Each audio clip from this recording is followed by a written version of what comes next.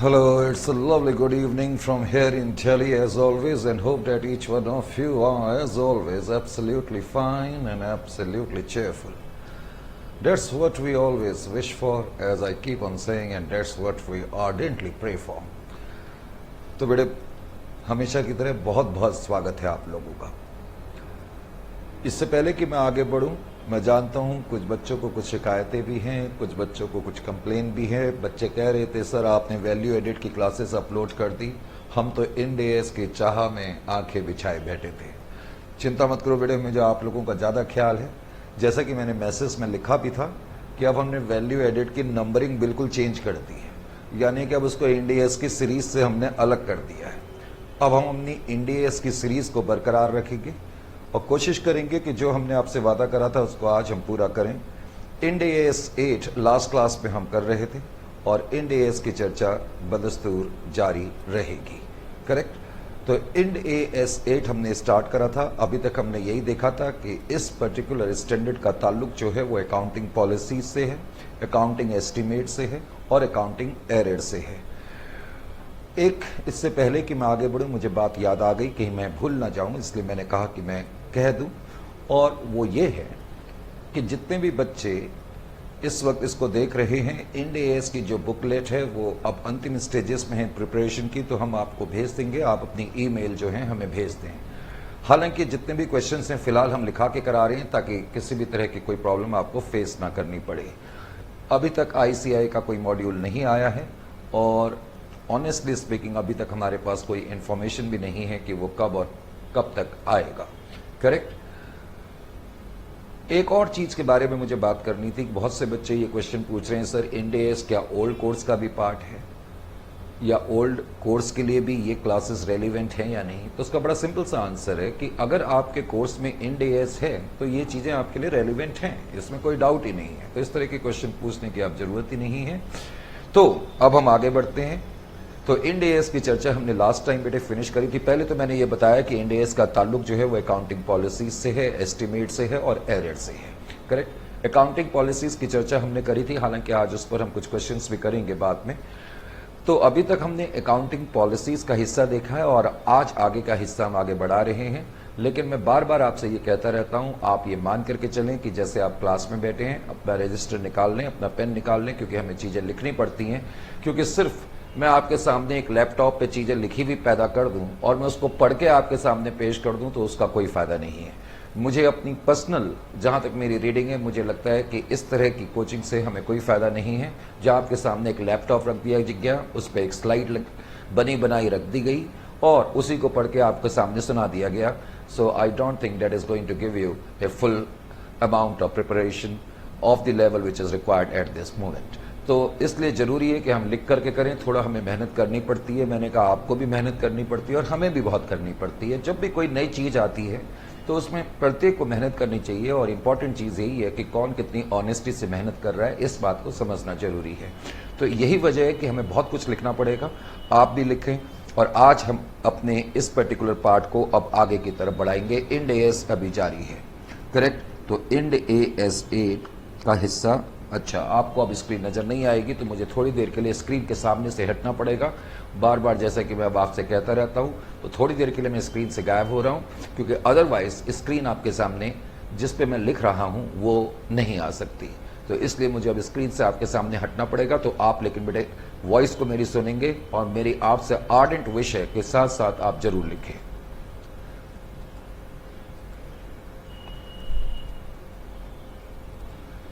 आइए जी, तो सबसे पहले बेटे इंड एएस में अभी तक मैंने बताया था कि हम लोगों ने अकाउंटिंग पॉलिसीज तक का हिस्सा देखा है। इंड एएस 8 की चर्चा बदस्तूर जारी है, करेक्ट। अब हम इस हिस्से में उसके अगले पार्ट की तरफ मूव कर रहे हैं, जिसका कि ताल्लुक अकाउंटिंग एस्टिमेट से है। इंड एएस अकाउंटिंग एस्टिमेट्स के बारे में क्या कहता है? इंड एएस कहता है कि अगर कोई भी एस्टिमेट, इससे पहले कि हम एस्टिमेट की बात करें, पहले तो एस्टिमेट क्या है। बट आपको मालूम है कि कई आइटम्स होते हैं फाइनेंशियल स्टेटमेंट में जिनको हम बहुत बारीकी से मेजर नहीं कर सकते, प्रिसाइज तरीके से मेजर नहीं कर सकते। तो उसमें क्या करना पड़ता है, हमें कुछ जजमेंट करनी पड़ती हैं, कुछ एस्टिमेशंस करनी पड़ती हैं, कुछ प्रेडिक्शंस करनी पड़ती हैं। अब जैसे कि मुझे बैड डेब्ट्स का अमाउंट है, मैंने सेल करी, तो मुझे एक एस्टिमेट करना पड़ेगा अपने कस्टमर के क्रेडिट क्राइटेरियाज को देख करके, उसके पिछले लोन ट्रैक को देख करके कि क्या बैड डेब्ट्स होंगे या नहीं होंगे, और होंगे तो फिर कितने तक होंगे। इसी तरह इन्वेंट्री का ऑब्सोलेंस है। इसी तरीके से fair value of financial asset और फाइनेंशियल लायबिलिटी जब डिटरमिन करनी होती है तो उसमें भी हमारा एस्टिमेशन का काम होता है। ना सिर्फ यहीं तक, बल्कि जब हम कोई डेप्रिशिएबल एसेट यूज करते हैं तो उसकी यूजफुल लाइफ या उसका एक्सपेक्टेड पैटर्न ऑफ कंजम्पशन या उसका फ्यूचर इकोनॉमिक बेनिफिट्स क्या होगा। इसी तरह कई बार जब हम वारंटी ऑब्लिगेशंस देते हैं, कोई एसेट बेचते हैं, हम वारंटी देते हैं, उसमें भी हमें एस्टिमेशन करना पड़ सकता है कि क्या हमें वारंटी का कोई प्रोविजन बनाना पड़ेगा या नहीं बनाना पड़ेगा।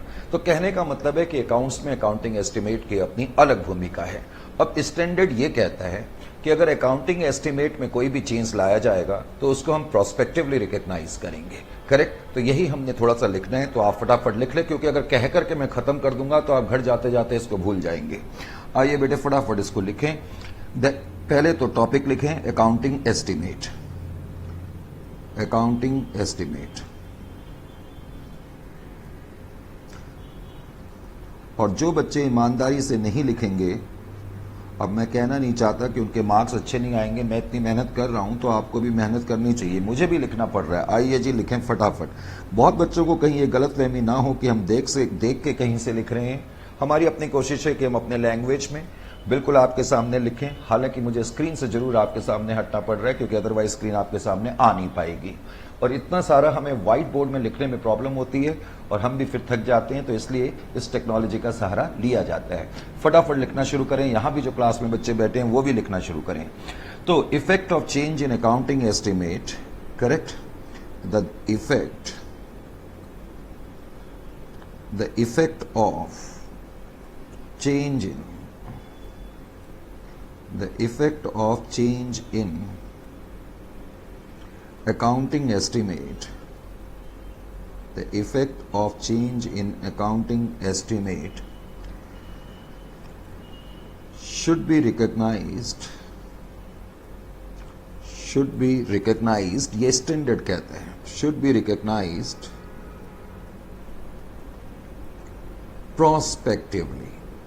prospectively हमने इसको, प्रोस्पेक्टिवली का मतलब होता है बेटे आगे से, रेट्रोस्पेक्टिवली का मतलब होता है पीछे से। प्रोस्पेक्टिवली बाय इंक्लूडिंग इट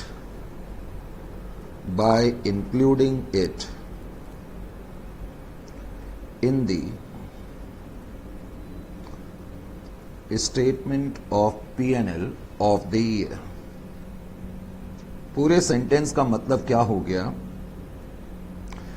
इससे पहले कि मैं खत्म करूं, पहले मैं अपना लिखना खत्म कर लूं। Statement of profit and loss in the year of change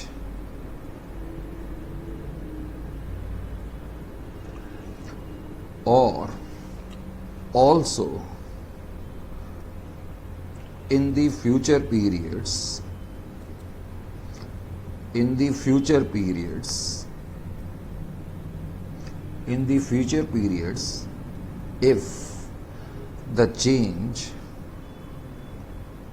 if the change affects both।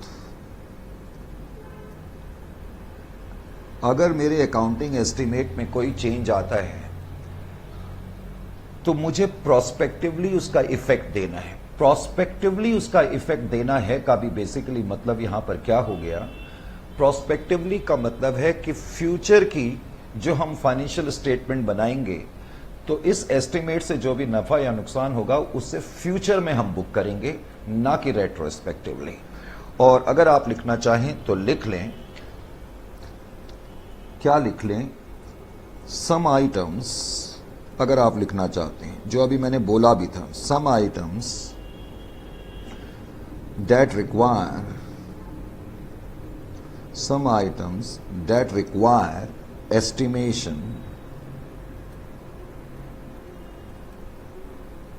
are, कुछ एग्जाम्पल दे मैंने अभी बोले थे कि हमें कहाँ कहाँ एस्टिमेशन की जरूरत पड़ती है, वही मैंने लिखा। बैड डेट्स, मुझे बैड डेट्स में एस्टिमेशन की जरूरत पड़ती है।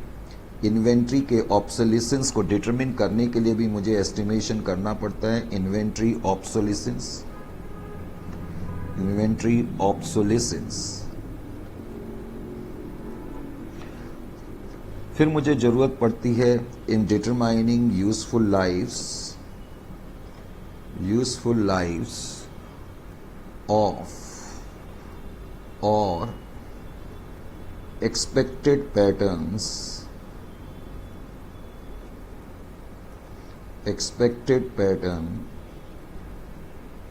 of consumption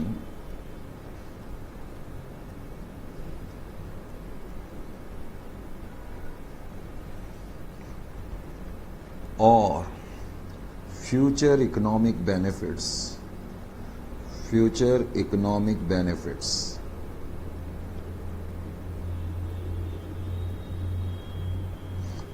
in depreciable assets. तो यहां भी हमें एस्टिमेशन की जरूरत पड़ेगी कि नहीं पड़ेगी, और लिखना चाहते हैं तो ये भी लिखें वारंटी ऑब्लिगेशंस। जब कोई कंपनी सामान बेचती है और उसमें अगर वारंटी है तो क्या हमें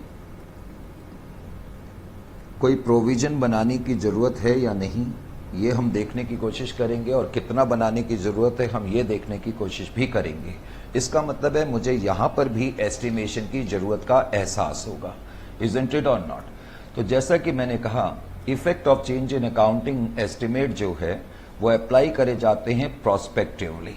तो ये चीज आपको समझनी है।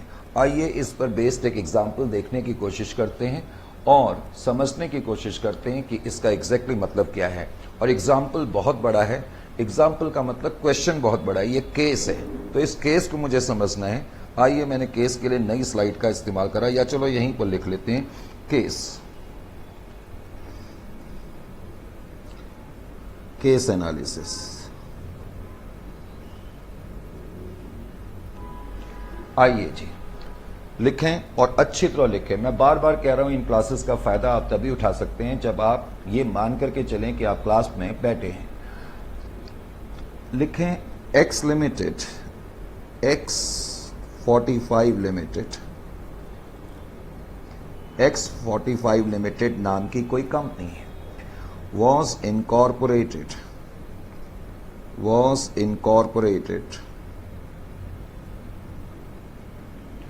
on 1st January 2011।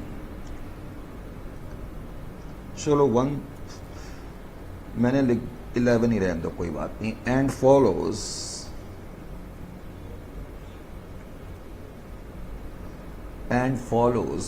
Ind AS in preparation of its financial statements।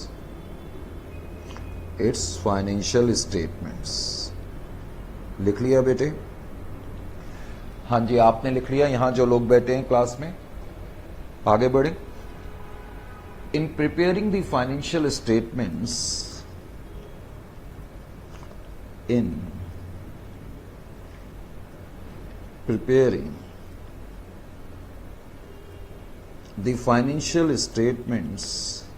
बेटे मैं चाहता हूं ये डेट थोड़ी सी चेंज कर ली जाए। अब पूछो क्यों? आप में से कुछ लोगों की समझ में आ गया होगा कि मैं क्यों डेट चेंज करना चाहता हूं, क्योंकि हम थोड़ा सा क्वेश्चन रेलिवेंट बनाना चाहते हैं। इसको 1/1/2000 ऐसा करो, आप 1/1/2015 कर दो, फिर कोई प्रॉब्लम नहीं है। करेक्ट? तो इनकॉर्पोरेटेड ऑन 1/1/2015। आगे कहते हैं in preparing the financial statements for financial year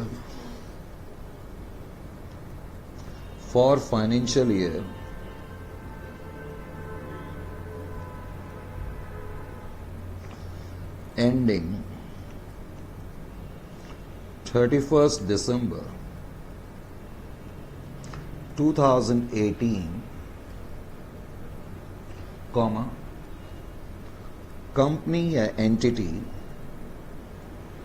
company used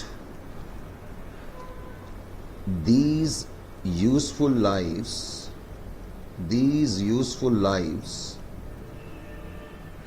for its property, plant and equipment. Buildings 15 years. Plant and machinery 10 years. Furniture and fixtures 7 years. अब कहता है कि ऑन, मैंने कहा केस स्टडी लंबी है थोड़ी सी, on 1 January 2019, 1 January 2019, the entity या company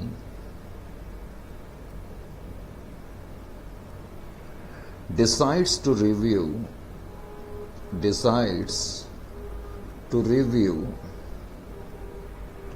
useful lives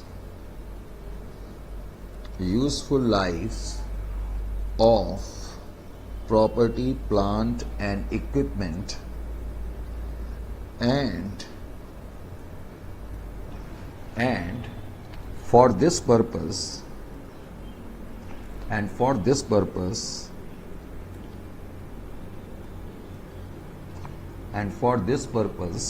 hired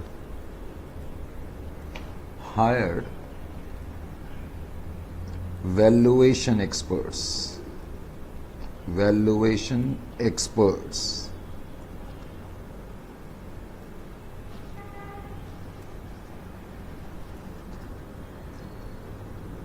As per opinion of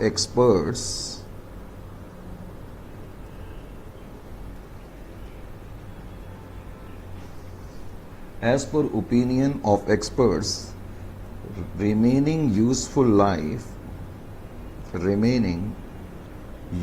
lives of property, plant and equipment is buildings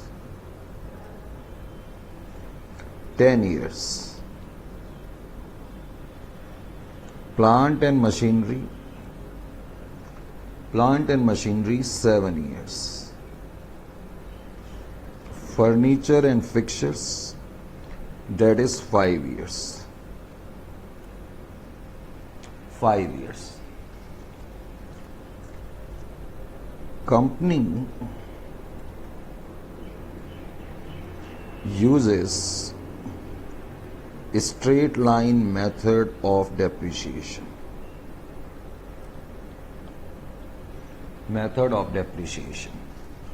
आगे कहता है the original cost.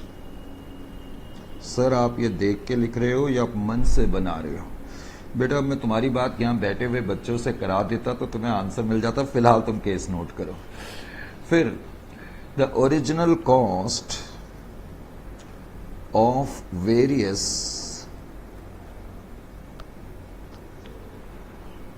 property, plant and equipment were buildings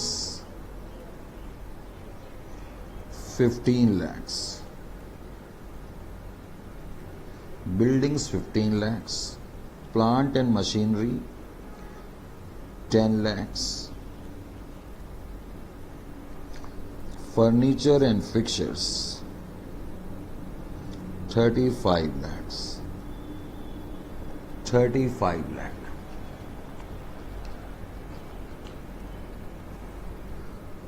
question की demand है compute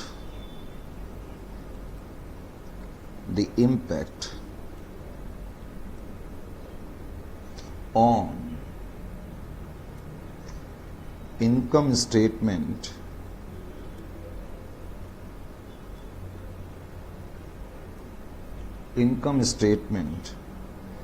for the year ended 31/12/2019, if company decides to adopt new useful lives,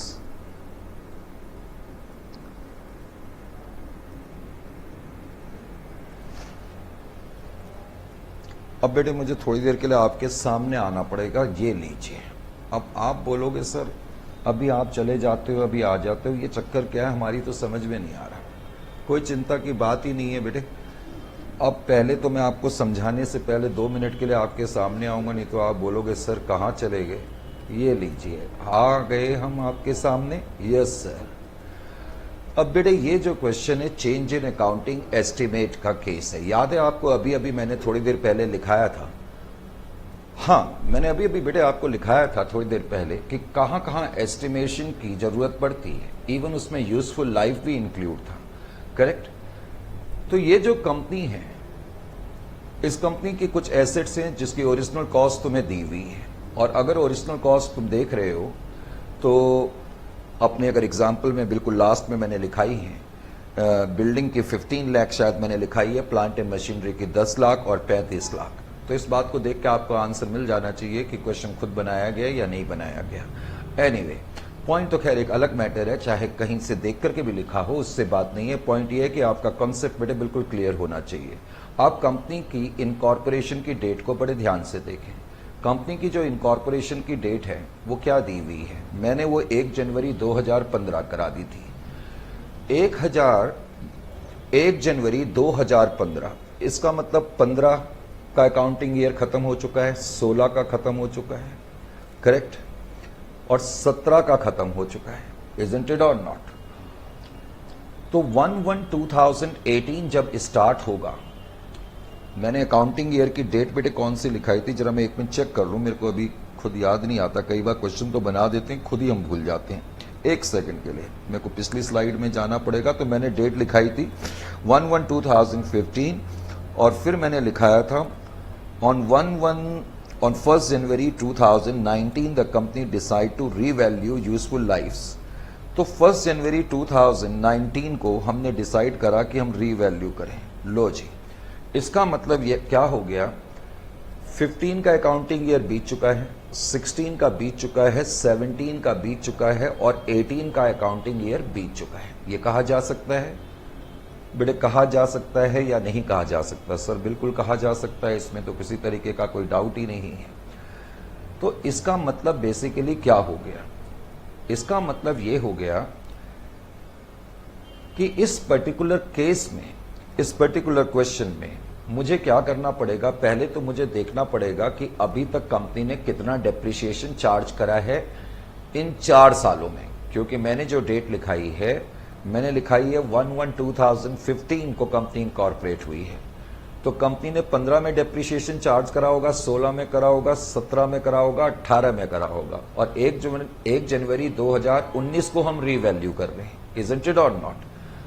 अभी तक हमने कितना depreciation charge करा पुराने बेसिस के आधार पर, आई मीन टू से जब मेरी प्लांट एंड मशीनरी की, जब मेरी बिल्डिंग की वैल्यू पहले 15 ईयर्स की थी, प्लांट एंड मशीनरी की 10 ईयर्स की थी और 7 ईयर्स की, पहले मैं इसके हिसाब से डेप्रिसिएशन कंप्यूट करूंगा, और फिर मैं डेप्रिसिएशन नई मेथोडोलॉजी के हिसाब से कंप्यूट करूंगा, और उसमें जो भी डिफरेंस आएगा उसको मैं एडजस्ट करूंगा इस साल की स्टेटमेंट में। और करंट ईयर 1 जनवरी 2019 से स्टार्ट होकर के 31 दिसंबर 2019 को खत्म हो रहा है। तो हम प्रोस्पेक्टिवली अकाउंटिंग एस्टिमेट को इफेक्ट में लाएंगे। तो अकाउंटिंग एस्टिमेट यही कहता है, इंड एस 8 इसी चीज को सप्लीमेंट करता है। ठीक है बेटे, इसको करेंगे कैसे, इसके लिए मेरे को आपसे, आपके सामने से गायब होना पड़ेगा। लो जी, अब मैं गायब हो गया। सर ये टेक्नोलॉजी क्या है, कुछ समझ नहीं आई। एनीवे, समझ आई या नहीं आई उसको तो छोड़ो, पहले तो हम अपने इस एग्जाम्पल के हिसाब से बढ़ें। तो मैंने ये बताया था, थोड़ा सा मैं आपको बता दूं, अभी तक पोजीशन क्या है कि 1/1/2015 से अकाउंटिंग ईयर स्टार्ट हुआ है, करेक्ट। मेरा पहला अकाउंटिंग ईयर कब खत्म होगा, 31st, पहला अकाउंटिंग ईयर खत्म होगा मेरा 15 को, फर्स्ट अकाउंटिंग ईयर 31 दिसंबर को खत्म होगा, दूसरा अकाउंटिंग ईयर 31 दिसंबर 16 को, फिर 17 को, फिर 18 को, करेक्ट। तो ये 4 साल तो ऑलरेडी खत्म हो चुके हैं, 4 इयर्स। इस बात को आपने अपने दिमाग में रखना है। अब इस क्वेश्चन की शुरुआत बेटे मैं कैसे करूंगा, ये पॉइंट बहुत इंपॉर्टेंट है। आइए जी, पहले तो हम ये देखें कि एनुअल डेप्रिसिएशन चार्ज हमारे चेंज इन एस्टिमेट से पहले क्या था। स्टेप नंबर ए, टाइटल लिखें एनुअल डेप्रिसिएशन, सारे बच्चे यहां पर भी लिखें annual depreciation charges prior to change in accounting estimate. Change in accounting estimate से पहले आपके एनुअल डेप्रिसिएशन क्या क्या थे। आइए बेटे, बिल्डिंग आपकी 15 लाख की थी और उसकी लाइफ जो थी 15 साल की थी। तो इसका मतलब एनुअल डेप्रिसिएशन तो बिल्डिंग पे बड़ा आसान है, तो ये कितना आ जाएगा, 1 लाख आ जाएगा। और फर्नीचर एंड फिक्सचर की लाइफ क्वेश्चन में मैंने 7 साल की लिखाई है और इसकी ओरिजिनल कॉस्ट मैंने 10 लाख की लिखाई है। इसको मैं 10 से डिवाइड कर दूं तो मैं कह सकता हूं कि इसमें भी जो डेप्रिसिएशन आ रहा है वो 1 लाख का आ रहा है। 1 लाख का ही है ना कि 10 लाख का है? 1 लाख। ये कितनी वैल्यू है बिल्डिंग की? बिल्डिंग की वैल्यू 15 लाख है, इसकी वैल्यू 10 लाख है। तो चलो ठीक है, इस पे भी डेप्रिसिएशन 1 लाख का आ रहा है। आइए जी, उसके बाद क्या है, फर्नीचर एंड फिक्सचर्स। एक तो बिल्डिंग था और उसके बाद मैंने वैल्यू लिखाई थी प्लांट एंड मशीनरी की, मैंने फर्नीचर लिख दिया। उसके बाद फर्नीचर एंड फिक्सचर्स है। फर्नीचर एंड फिक्सचर 35 लाख के कॉस्ट और 35 लाख का बेटे डेप्रिसिएशन। पहले तो डिवाइड करो 7 से।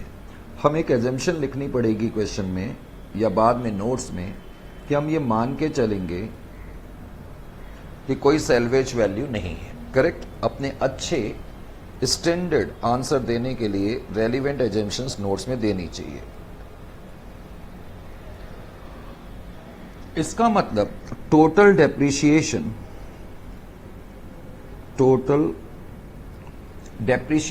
Annual depreciation,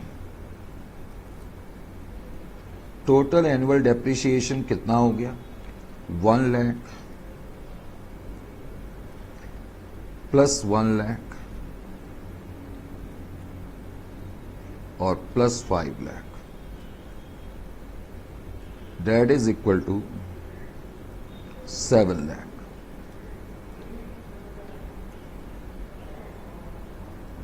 annual depreciation, isn't it. अब स्टेप नंबर बी में मैंने क्या लिखा, revised annual depreciation, revised annual depreciation, revised annual depreciation for the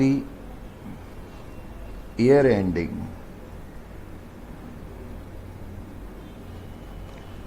December 31st, 2019। आइए जी, मुझे ये बताओ बेटे, बिल्डिंग जो कि तुम्हारी कॉस्ट मैंने उसकी लिखाई थी 15 लाख, उस 15 लाख में 4 साल का डेप्रिसिएशन कितना लग चुका है? सर 4 साल का डेप्रिसिएशन 1 लाख पर ईयर के हिसाब से 4 लाख का डेप्रिसिएशन तो आप अभी तक लगा चुके हो कि नहीं लगा चुके हो? बिल्कुल लगा चुके हैं। तो इसका मतलब अगर मैं 4 लाख हटा दूं तो इसकी वैल्यू बची 11 लाख। इसका मतलब 1/1/2019 को करंट ईयर की बिगनिंग में इसकी बुक वैल्यू 11 लाख है और अब मेरी यूजफुल लाइफ जो डिटरमिन करी गई है वो 10 साल करी गई है। यानी कि अब मेरा एनुअल डेप्रिसिएशन जो फ्यूचर में होगा वो 1,10,000 होगा। इसको यूं कहा जा सकता है कि नहीं कहा जा सकता? सर बिल्कुल कहा जा सकता है। फ्यूचर में मेरा एनुअल डेप्रिसिएशन 1,10,000 होगा। इसी तरह से प्लांट एंड मशीनरी देखें, प्लांट एंड मशीनरी की कॉस्ट मैंने आपको 10 लाख की लिखाई थी, उसमें भी आपका डेप्रिसिएशन 4 साल का 1 लाख इंटू 4 ऑलरेडी लग चुका है। तो इसका मतलब इसकी बुक वैल्यू 1/1/2019 को 6 लाख की थी और इसकी रिवाइज्ड लाइफ जो डिटरमिन करी गई है वो 7 लाख की करी गई है। तो मैं 1 लाख को डिवाइड कर दूं 6 लाख को डिवाइड कर दूं 7 से, तो ये आ गया 85,714 अप्रोक्सीमेटली, यानी कि फ्यूचर में इसमें डेप्रिसिएशन 85,714 का लगेगा। उसके बाद फर्नीचर एंड फिक्चर्स पे आते हैं 35 लाख, उसमें आप डेप्रिसिएशन 4 साल का जो लगा चुके हैं 5 लाख के हिसाब से लगा चुके हैं। 5 लाख इंटू 4 20 लाख, तो इसका मतलब 15 लाख इसकी बुक वैल्यू थी और इसकी जो नई रिवाइज्ड वैल्यू डिटरमिन करी गई है वो 5 इयर्स की करी गई है। इसका मतलब फ्यूचर में इसमें डेप्रिसिएशन 3 लाख का लगेगा। अब आप ये देखो एनुअल डेप्रिसिएशन अब कितना आ रहा है।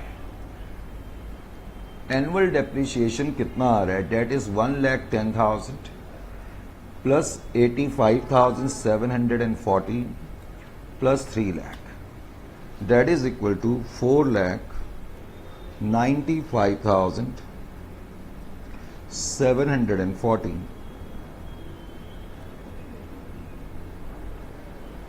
इसका मतलब ये हो गया कि करंट ईयर में जब मैं depreciation profit and loss account में लिखूंगा तो मैं इतना डेप्रिसिएशन, लेकिन मेरी इनकम स्टेटमेंट को फायदा हो गया। क्वेश्चन ये पूछ रहा है कि इनकम स्टेटमेंट में क्या फर्क पड़ा, तो मैं यही लिख देता हूं। तो आंसर तुम्हारा हो गया the impact on financial statement क्या हो गया, impact on financial statement for the year